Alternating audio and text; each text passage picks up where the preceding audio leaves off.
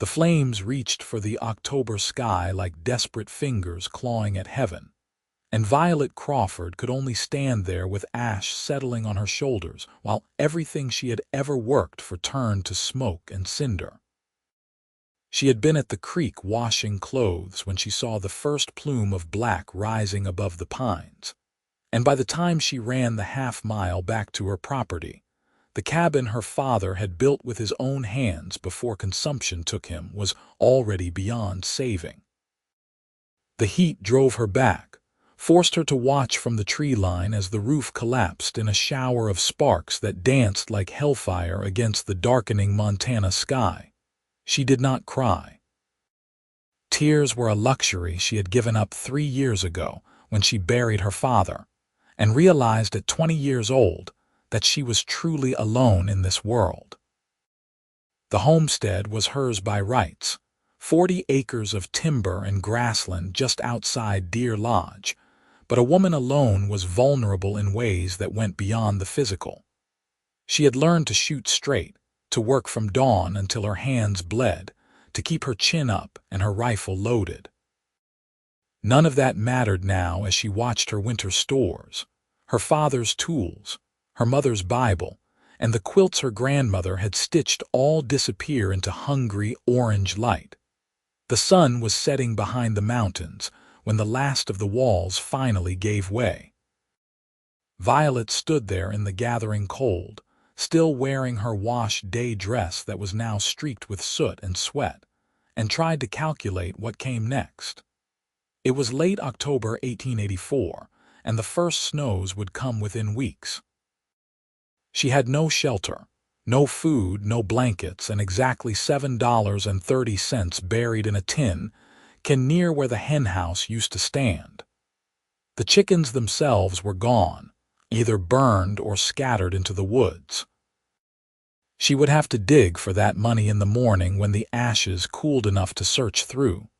She heard the horse before she saw the rider, hoofbeats coming fast up the mountain road. Her hand went instinctively to the rifle she had grabbed when she first saw the smoke, but she kept it lowered as a tall sorrel mare emerged from the twilight with a man in the saddle who sat like he was born there.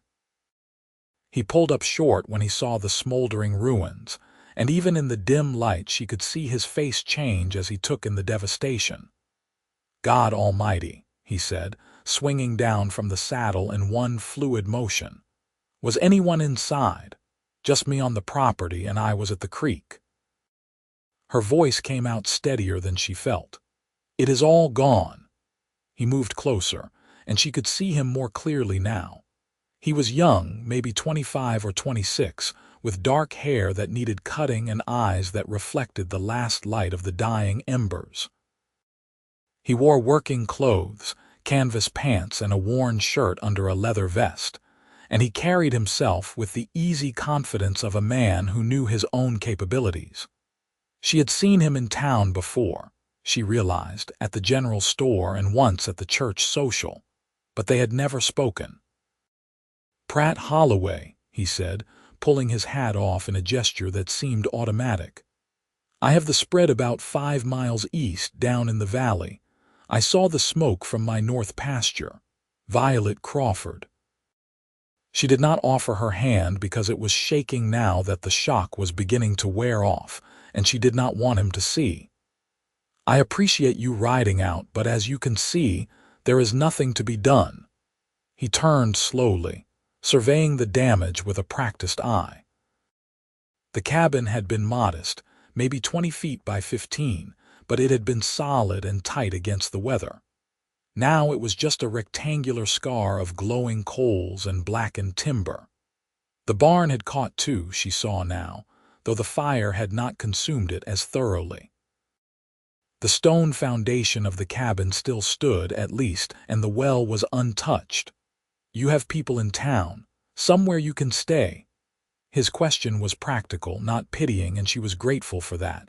"No, my father died 3 years ago. My mother passed when I was 12. There is no one else." She said it matter-of-factly because those were just the facts, plain as the mountain peaks against the stars that were beginning to show. Pratt Holloway was quiet for a moment, and she could see him thinking, weighing options. You cannot stay here tonight. No shelter, and it will freeze before morning. My place has a bunkhouse that is empty right now. It is clean and warm, and you would be safe there. My foreman and his wife live in the main house with me, so it would be proper. Pride made her want to refuse, but practicality was a harder master than pride. She had learned that lesson early. I would be grateful for tonight. Tomorrow I will figure out what comes next. Tomorrow we can assess what is salvageable here. Sometimes more survives than you would think. He said it kindly, but they both knew he was being optimistic. She had watched it burn for hours. Nothing had survived. He helped her search for the tin can with her money, both of them working carefully around the hot spots until they found it near what had been the henhouse foundation. The coins inside had partially melted together, but they were still legal tender. She wrapped the can in her apron and let him boost her up onto his horse while he swung up behind her. It was improper, riding like this with a man she barely knew, but propriety seemed like a distant concern when you were homeless and facing a Montana winter. His ranch was exactly what he had said, a tidy operation in a valley with good grass and timber on the slopes above. The main house showed lamplight in the windows, and a smaller cabin sat nearby with smoke rising from its chimney. The bunkhouse he showed her to was a simple structure with 4 beds, a stove, and a table with 2 chairs. He got a fire going in the stove while she stood awkwardly by the door, still clutching her tin can of half-melted coins. "I will bring blankets and some supper," he said, adjusting the damper on the stove. "There is a pump outside for washing, and I will leave you be for the night. Tomorrow we can talk about what needs doing." "Why are you helping me?" The question came out before she could stop it. "You do not know me." He looked at her directly then, and his eyes were steady and honest. "Because it is the right thing to do, and because I know what it is to lose everything. My parents died of diphtheria when I was 17. I kept the ranch going by the skin of my teeth and the kindness of neighbors who helped when they did not have to. I remember what that meant." After he left, Violet sank down onto one of the bunks and finally let herself shake. Her whole body trembled with exhaustion and shock, and the terrible understanding that everything had changed in the space of an afternoon. She thought about her father, about the years she had spent keeping his dream alive after consumption hollowed him out and left her orphaned. She thought about the garden she had tended, the preserves she had put up just last week, the new hinges she had bought for the barn door. All of it was ash now, scattered on the October wind. Pratt returned with an armload of blankets, a plate of beef and potatoes, and a jar of milk that was still warm from the cow. His foreman's wife had sent a clean dress too, he said, and some undergarments that Violet would need. She took them all with as much grace as she could muster and thanked him quietly. He left her alone then, and she ate the food without tasting it, washed at the pump in the dark, and changed into the borrowed clothes that smelled of lye soap and lavender. When she finally lay down under the blankets, she thought she would lie awake all night calculating the impossible mathematics of starting over with $7.30 in melted coins. Instead, she fell asleep almost instantly, exhausted beyond endurance. She woke to the sound of someone working outside, the rhythmic thunk of an axe biting into wood. Dawn light filtered through the bunkhouse window, pale and cold, and for a moment she could not remember where she was. Then it all came back in a rush that made her stomach clench. The fire. The loss. The stranger who had offered help. She dressed quickly and went outside to find Pratt splitting firewood beside the bunkhouse, his breath making clouds in the freezing air. He had already laid in a considerable pile of split logs. "Morning," he said, sinking the axe into the chopping block. There is coffee at the main house. Martha, that is my foreman's wife. She says to come up whenever you are ready. The main house was warm and smelled like bacon and fresh bread. Martha Tucker turned out to be a sturdy woman in her 40s with kind eyes and capable hands.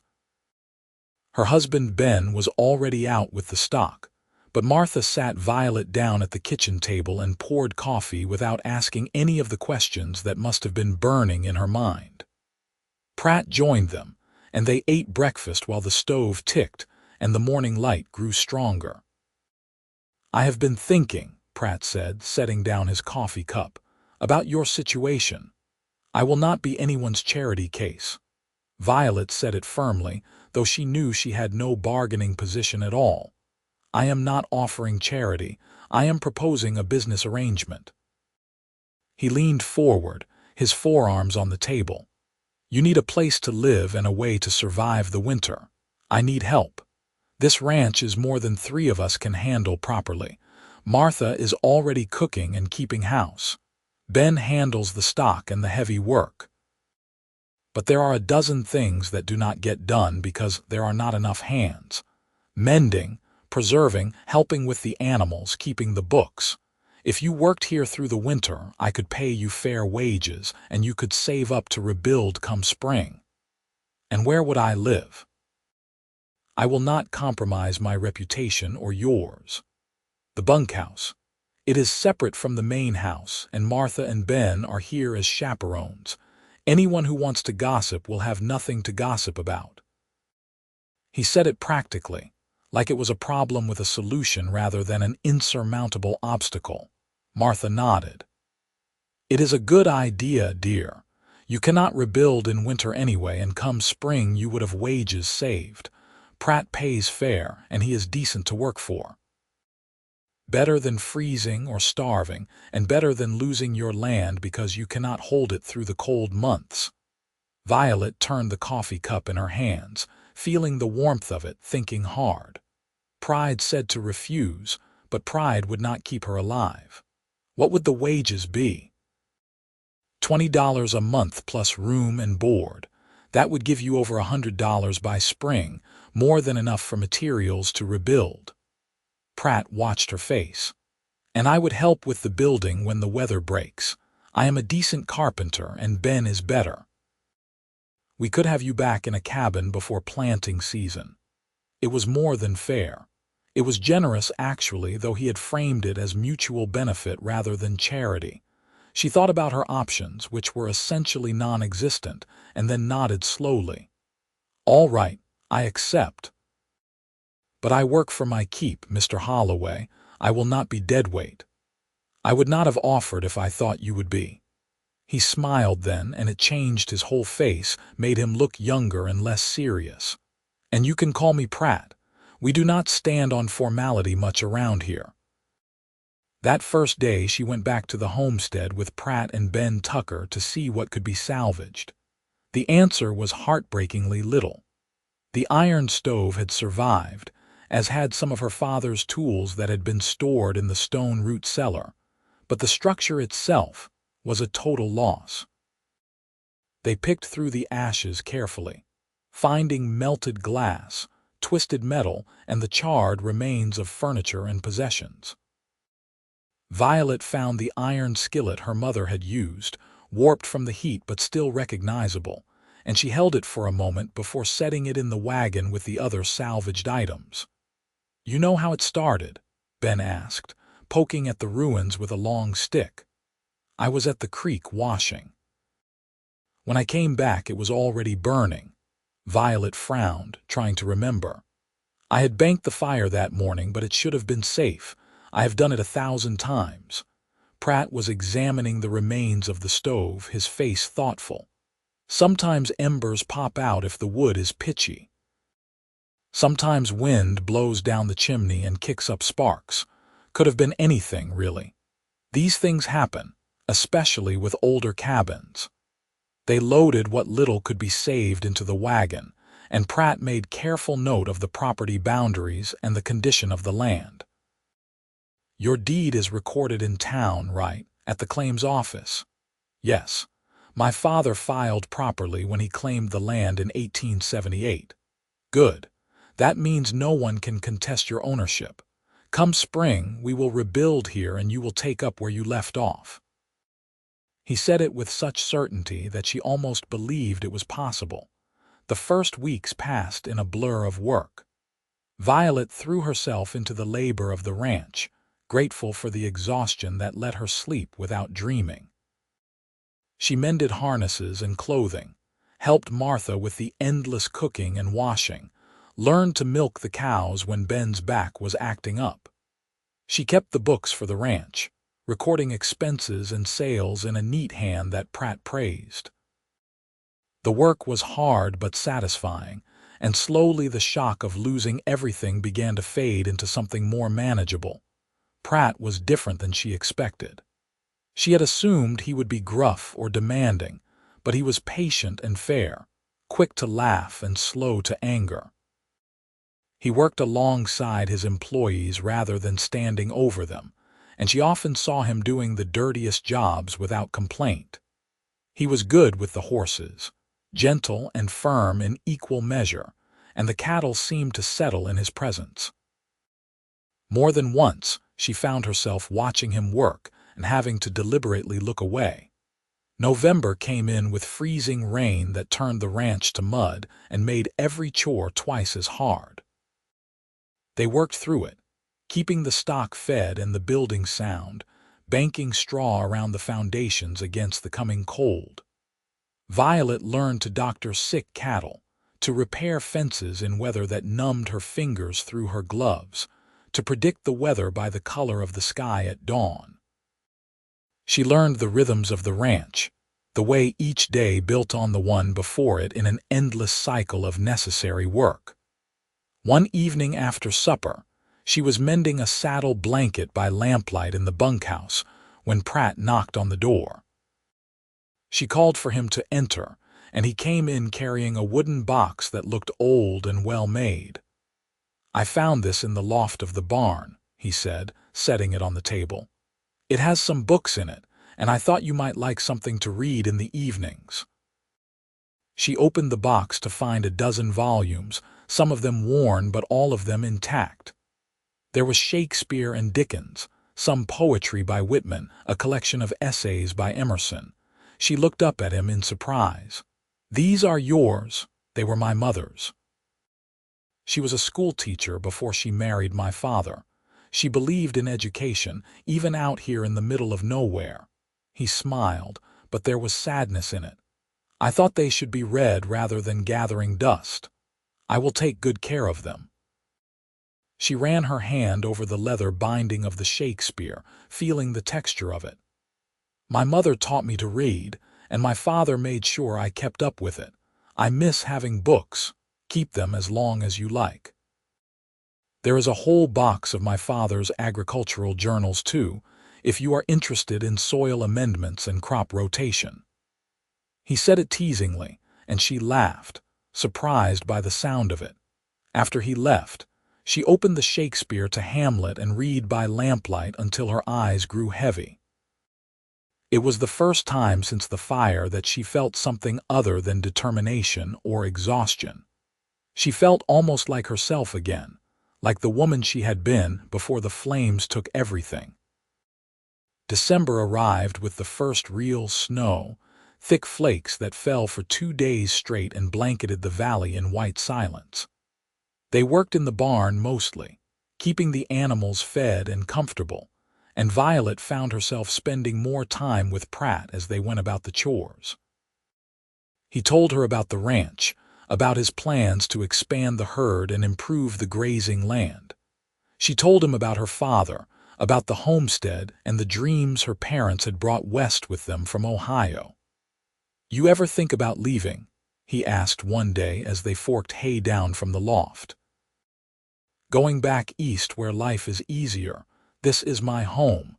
My parents are buried on that land. I would not leave them."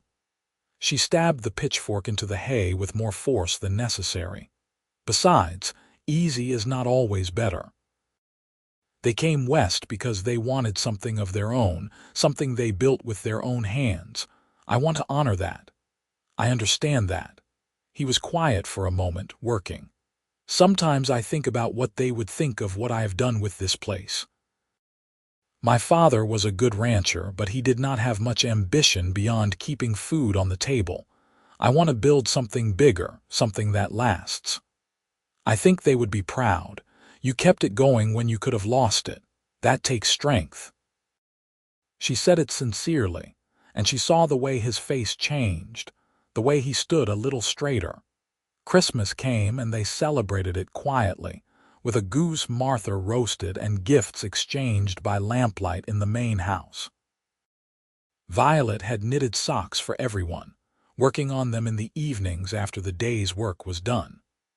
Pratt gave her a new shawl, deep blue wool that was warm and soft, and she wore it constantly after that, grateful for the warmth and for the thoughtfulness of the gift.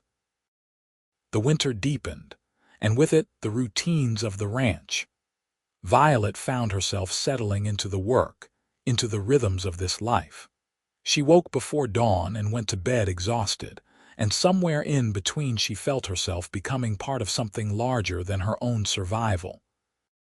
She was part of the ranch now, part of the small community of people who depended on each other to make it through the harsh season. She also became increasingly aware of Pratt in ways that had nothing to do with work. The way he smiled when he saw her in the mornings. The way his hand lingered when he helped her over a rough patch of ice. The way he sought out her company in the evenings, bringing his own mending to the bunkhouse so they could work in companionable silence.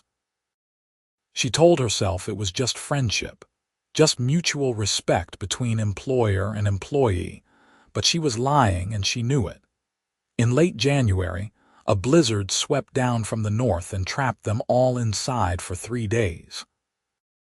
The snow piled higher than the windows, and the wind howled like something alive and hungry.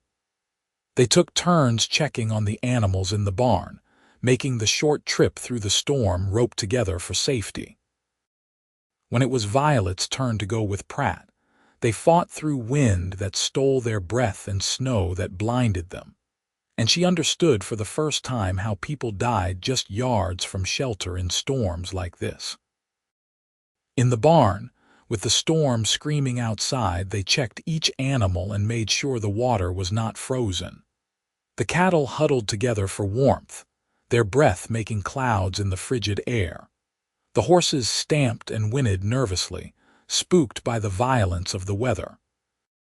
Pratt moved among them calmly, speaking softly, settling them with his presence.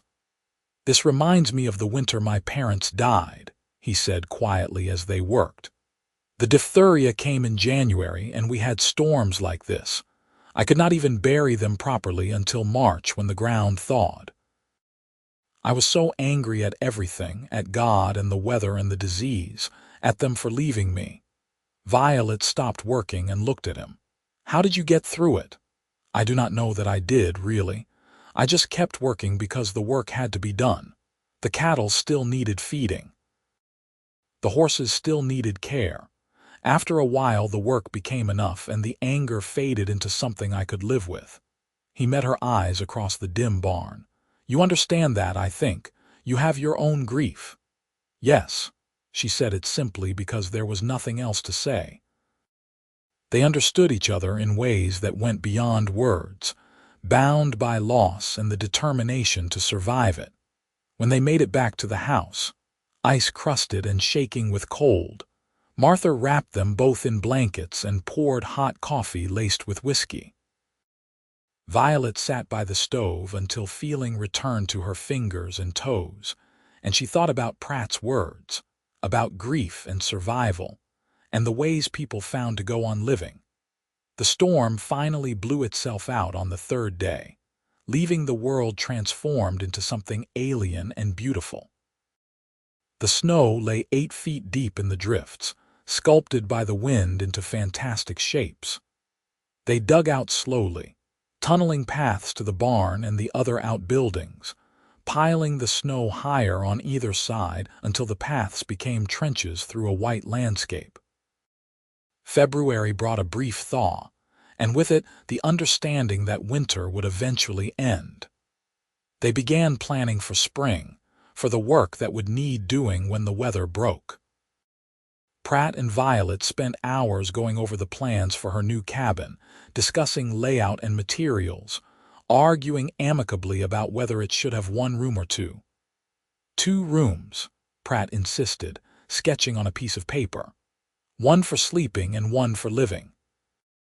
It is not that much more work and you will appreciate the space. I do not need that much space. 1 room was enough before.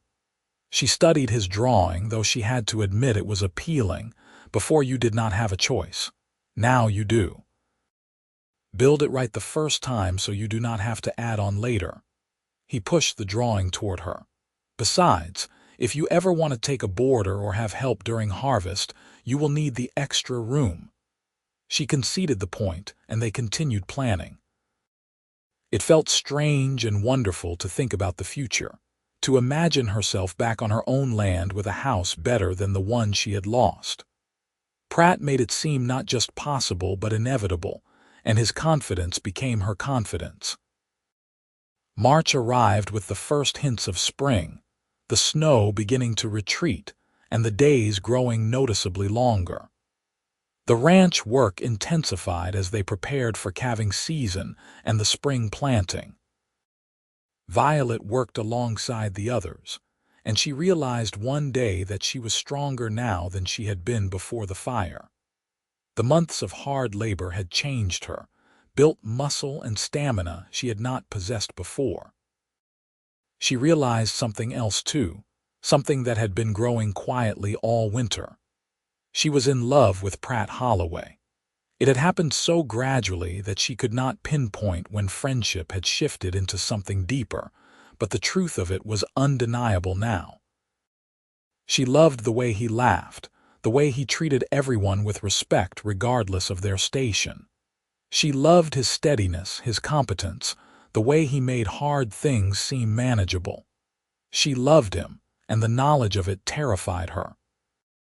She was an employee living in his bunkhouse, dependent on his wages and his charity. Any declaration of feeling on her part would be inappropriate at best, potentially disastrous at worst. She could lose not just the job but the friendship, and the friendship had become precious to her. So she kept silent, holding the knowledge close and trying not to let it show in her face or her actions. But Pratt was not silent. One evening in mid-March, he came to the bunkhouse after supper and asked if they could talk. She set aside her mending and invited him in, her heart suddenly pounding though she tried to keep her face calm. He sat across from her at the small table, turning his hat in his hands. "I need to say something, and I hope you will hear me out before you respond." "All right." Her voice sounded steadier than she felt. "I know the arrangement we made was for you to work through the winter and then rebuild your place in the spring. I have not forgotten that, and I will hold up my end of the bargain. Ben and I will help you build, and you will have your cabin before summer." He paused, still turning the hat. "But I find myself hoping that maybe you would consider a different arrangement." "What do you mean?" She thought she knew, but she needed him to say it. "I mean that somewhere over this winter I fell in love with you, Violet Crawford. I love your strength and your stubbornness, and the way you face hard things without flinching. I love the way you laugh at my terrible jokes and the way you argue with me about cabin layouts. I love you, and I want to know if you could possibly feel the same way." The words hung in the air between them, and Violet felt her eyes fill with tears that she blinked back furiously. "I thought I was alone in feeling this. I have loved you for weeks, but I could not say anything. I work for you, and I did not want you to think I was trying to take advantage or secure my position or anything other than what it is, which is that I love you truly." His face transformed, joy replacing the cautious hope he had been holding. "Then we are both fools for waiting so long to speak." He reached across the table and took her hand, and the warmth of his touch sent shivers through her. "I want to marry you, Violet. I want to build you that cabin and then ask you to leave it and come live with me as my wife. I want to build a life with you, a real partnership. What do you say?" "Yes." The word came out as half laugh, half sob. "Yes, I will marry you." He came around the table and pulled her up and into his arms, and when he kissed her, it felt like coming home after a long journey. She kissed him back with all the pent-up feelings she had been holding in, and for a long moment the world narrowed down to just the two of them, to warmth and touch, and the overwhelming relief of not having to hide how she felt anymore. When they finally pulled apart, both breathless, Pratt kept his arms around her. "We should do this properly. I will speak to the pastor and we can be married as soon as you want. Unless you want a long engagement, I want to marry you as soon as possible. I am tired of propriety and appearances. I want to be your wife." She said it firmly, and he laughed and kissed her again. They told Martha and Ben the next morning over breakfast, and Martha cried happy tears and hugged them both. Ben shook Pratt's hand and clapped him on the shoulder, grinning. They went to town that afternoon and spoke to Pastor Reynolds, who agreed to perform the ceremony the following Sunday. Violet used some of her saved wages to buy fabric for a simple wedding dress, cream-colored calico with tiny blue flowers, and Martha helped her sew it in the evenings. The wedding was small, just the pastor and Martha and Ben as witnesses, held in the little church in Deer Lodge on a Sunday afternoon in late March. Violet wore her new dress and the blue shawl Pratt had given her for Christmas, and she carried a small bouquet of the first wildflowers of spring that Pratt had gathered that morning. When the pastor pronounced them husband and wife, Pratt kissed her with such tenderness that she felt tears slip down her cheeks despite her determination not to cry. They moved her things into the main house that night, and Martha and Ben diplomatically moved to the bunkhouse to give them privacy. Violet had been nervous about the wedding night, her knowledge of physical intimacy mostly theoretical, but Pratt was patient and gentle, and they discovered the pleasures of marriage together with a sense of joy and wonder that made even the awkward moments sweet. The next morning they began work on her new cabin in earnest. Pratt and Ben had already cut much of the timber during the winter, and now they hauled it to the homestead and began construction. Violet worked alongside them, helping to notch logs and raise walls. The new cabin took shape quickly, larger than the old one and better built. It had 2 rooms as Pratt had insisted, with real glass windows and a stone chimney that Ben constructed with meticulous care. They finished the basic structure in 3 weeks, working dawn to dusk in weather that swung wildly between warm sunshine and late snow squalls. The roof went on tight cedar shakes that would shed rain and snow. The floor was planked pine, smooth and solid. The door hung straight and true on iron hinges. It was a beautiful cabin, far better than what had burned, and when it was finished, Violet stood inside and felt her eyes fill with tears. "This is more than I could have hoped for," she said to Pratt, who was installing the final window. "It is perfect. It is what you deserved from the start." He climbed down from the ladder and came to stand beside her. "I meant what I said about wanting you to come live at the ranch with me, but this is yours, Violet, your land and your home. No matter what happens, you will always have this." "I know, and I am grateful for it, but my home is with you now, wherever that is." She turned to face him. "We could lease this out to someone who needs it, or keep it as a place for hired help during harvest, whatever makes sense." They decided to keep it available for hired help, and when the spring work began, they did indeed hire a man to assist with the planting and fence mending. The cabin served its purpose well, providing good housing that made it easier to attract quality workers. Violet settled into her new life as Pratt's wife with a sense of gratitude that never quite faded. She had not expected this kind of happiness, had not even known to hope for it. She had thought survival was enough, had braced herself for a lifetime of solitary struggle.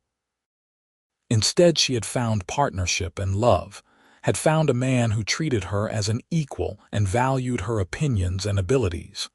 The ranch prospered that year. The spring calving went well, and they were able to sell the yearlings at good prices in July.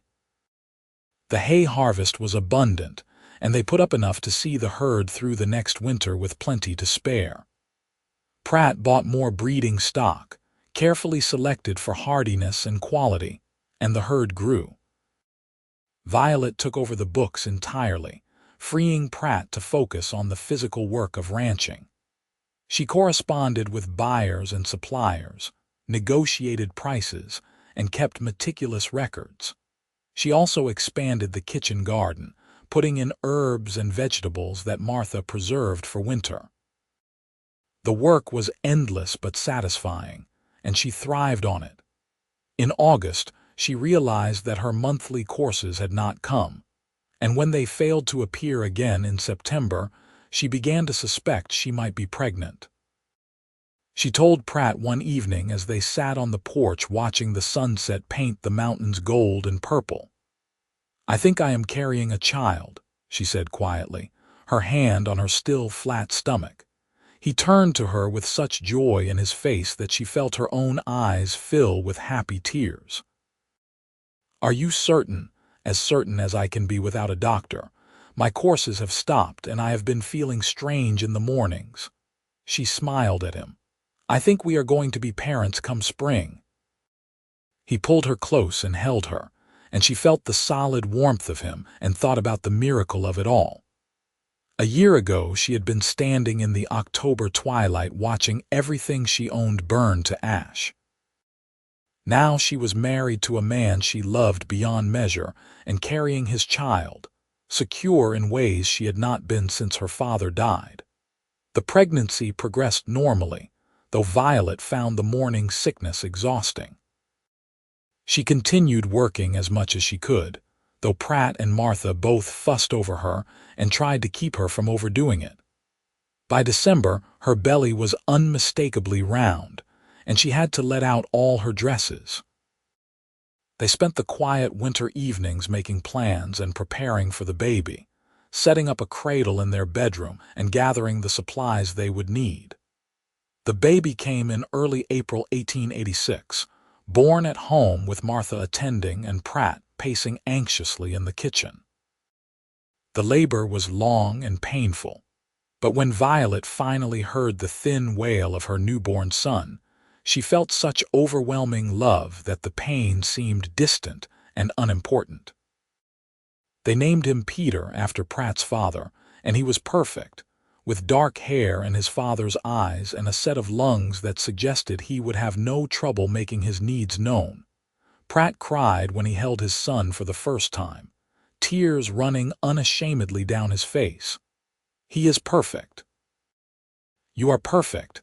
I cannot believe how blessed we are." Violet was too exhausted to do more than smile, but she felt the truth of his words.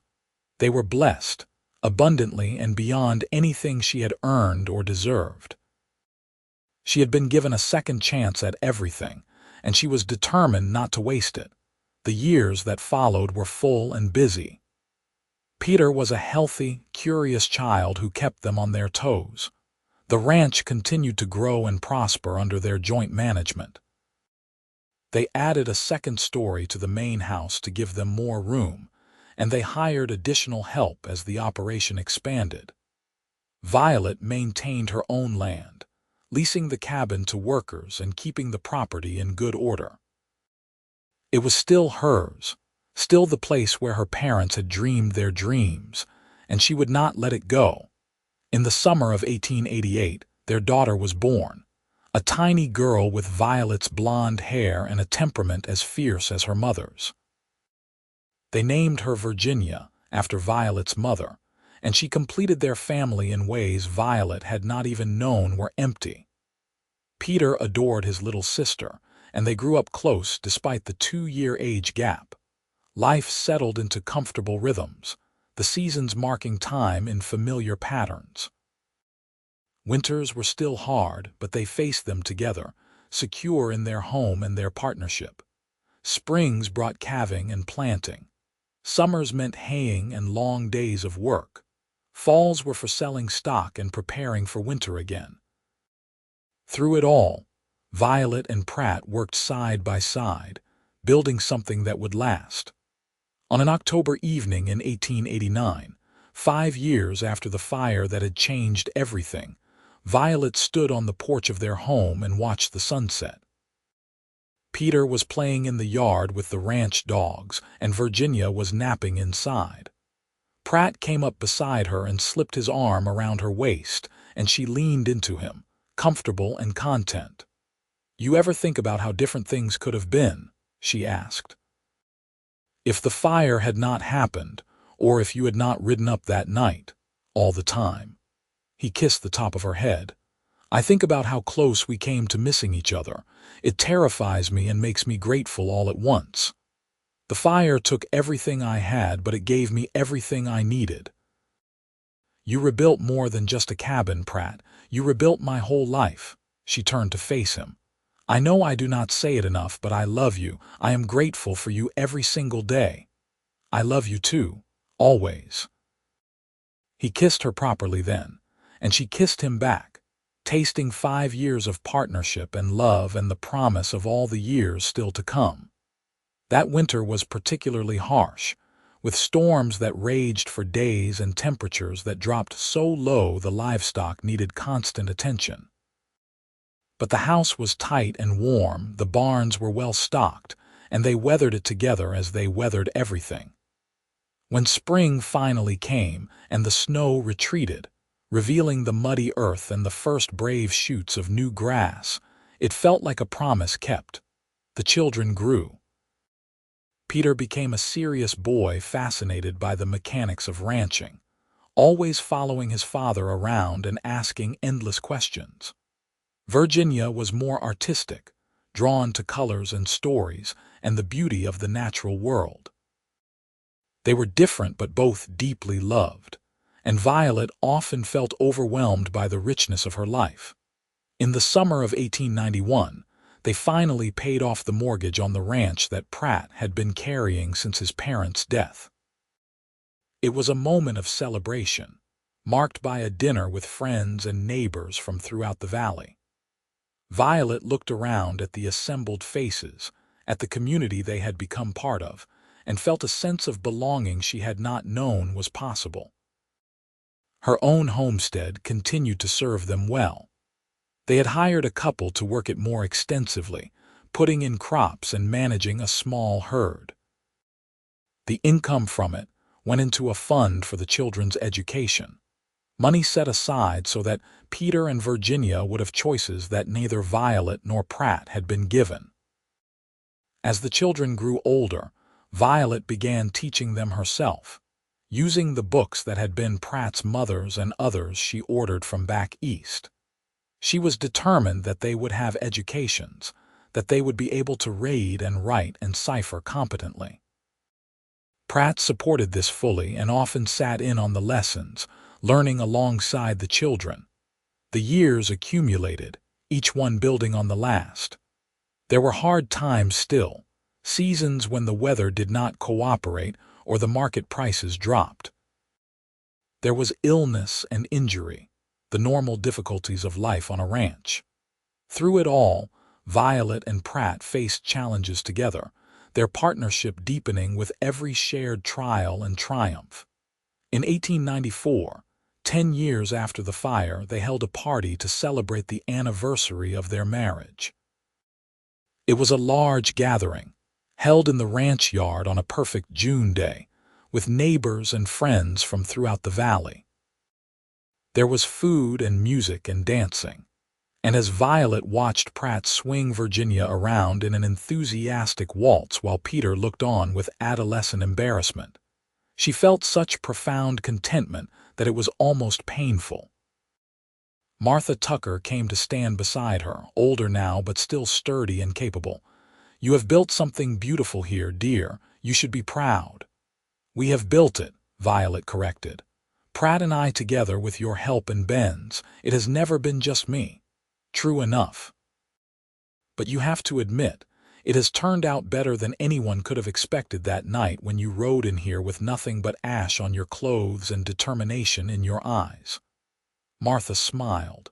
"You were meant for this life, Violet. You and Pratt both." Later that evening, after the guests had gone home and the children were asleep, Violet and Pratt walked out to the rise behind the house where they could see the valley spread out below them. The mountains were dark shapes against the stars, and the night was full of the sounds of summer, crickets and a distant owl and the soft sounds of the cattle in their pastures. "You ever regret it?" Pratt asked.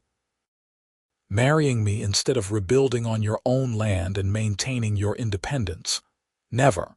Not even once." She took his hand. "I loved that land because it was my parents' dream and I honor their memory by keeping it. But you are my dream, Pratt. You and our children and this life we have built. This is what I was meant for." "I feel the same. I think about that night I saw the smoke and rode up to find you. I think about how easily I might have missed it, might have been somewhere else. It seems like destiny somehow."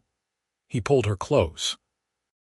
"You are the best thing that ever happened to me, Violet Holloway." She smiled at the use of her married name, still after all these years enjoying the sound of it. "And you are mine.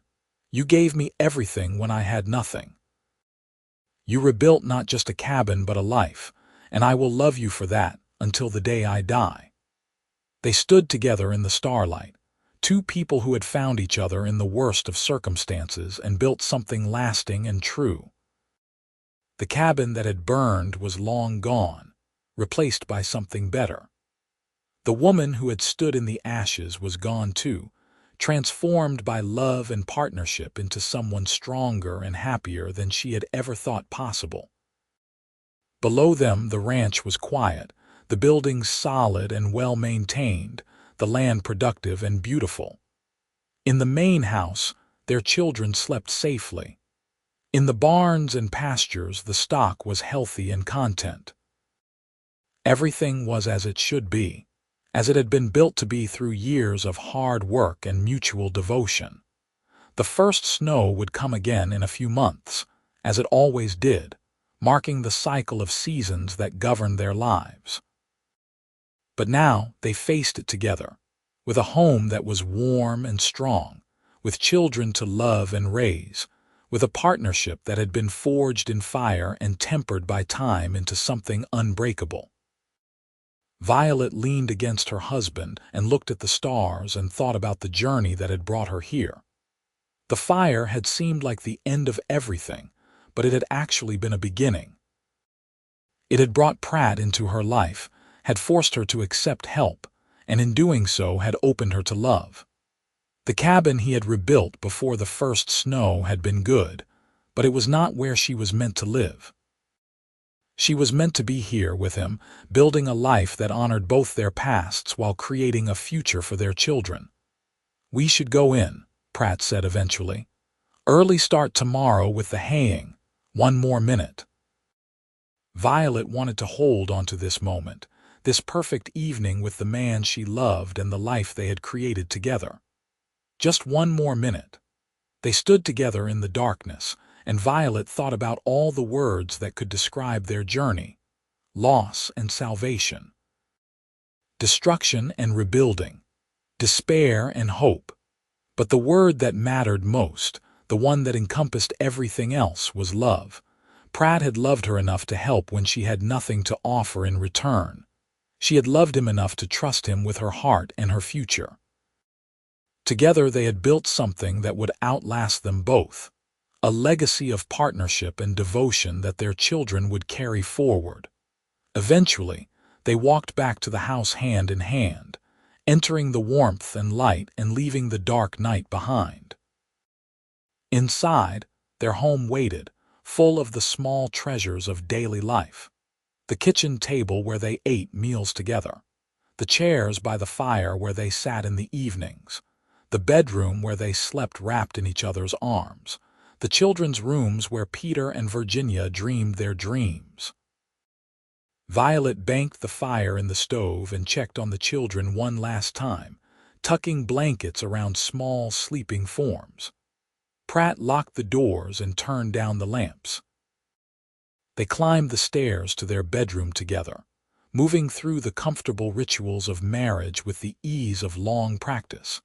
As they lay in bed that night, Pratt's arm around her and her head on his shoulder, Violet thought about the girl she had been standing in the ashes of her old life.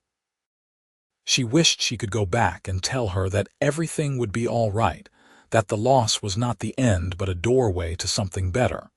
But maybe that girl would not have believed her. Maybe she had needed to walk through the fire to become the woman she was now. "What are you thinking about?" Pratt asked sleepily. "Just how far we have come, how blessed we are." She turned to kiss him softly. "How much I love you too, always and forever." He tightened his arm around her, and she felt his breathing slow as sleep claimed him. Violet lay awake a little longer, listening to the night sounds of the house settling and the wind in the pines outside. She thought about her parents, buried on the land they had claimed, and hoped they would be proud of what she had built. She thought about the cabin that had burned and the one that had replaced it, symbols of loss and renewal.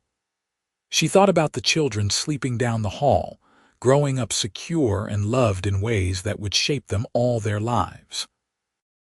Most of all, she thought about Pratt, the cowboy who had ridden up out of the twilight on the worst day of her life and refused to leave her in despair. He had rebuilt more than a cabin. He had rebuilt her faith in the future, her ability to hope and dream and love.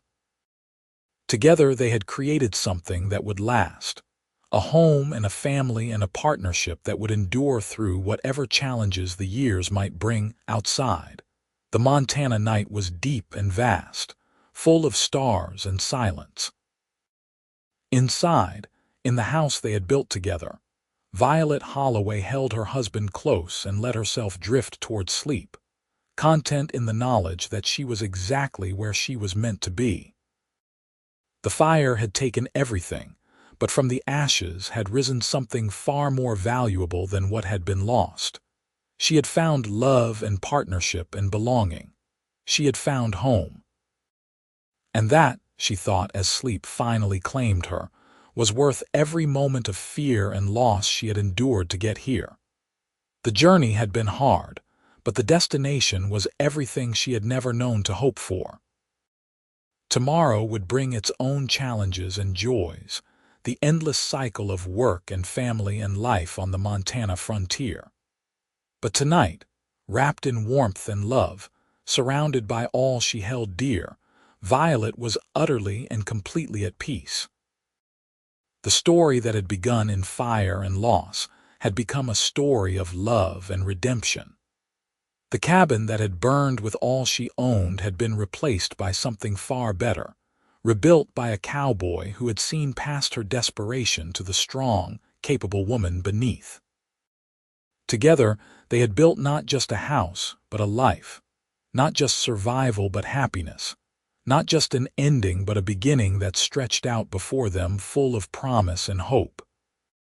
And as the years would continue to unfold, as Peter and Virginia grew and had families of their own, as the ranch passed down through generations bearing the mark of Violet and Pratt's partnership, the story would be told and retold. The story of how a woman lost everything in a fire, and a cowboy rebuilt it all before the first snow, and in doing so found each other and built a love that would last forever.